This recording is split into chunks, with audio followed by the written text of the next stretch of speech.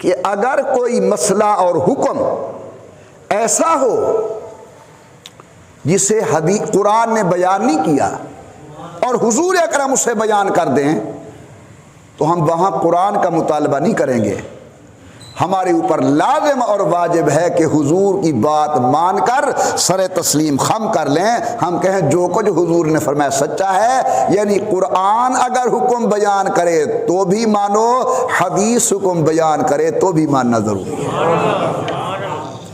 توجہ میری طرف.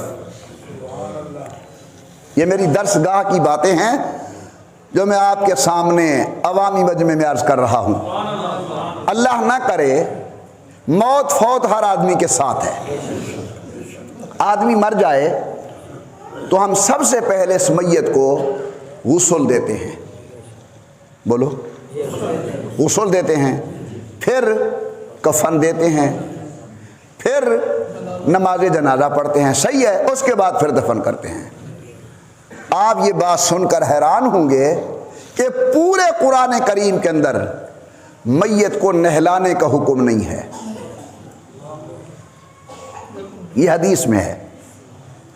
پورے قرآن کریم کے اندر میت کو کفنانے کا حکم نہیں ہے. یہ حدیث میں ہے. پورے قرآن کریم کے اندر میت کی نماز جنازہ پڑھنے کا حکم نہیں ہے. یہ اللہ کے نبی کی حدیث کے اندر ہے.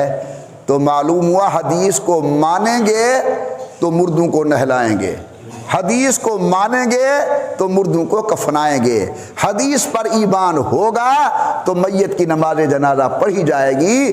اب آپ کے ذہن کے اندر کچھ نہ کچھ بات میری بیٹھ گئی ہوگی کہ جس طرح قرآن حکم بیان کرے اس کو ماننا ضروری ہے, اگر حدیث حکم بیان کرے اس کا ماننا بھی ضروری ہے.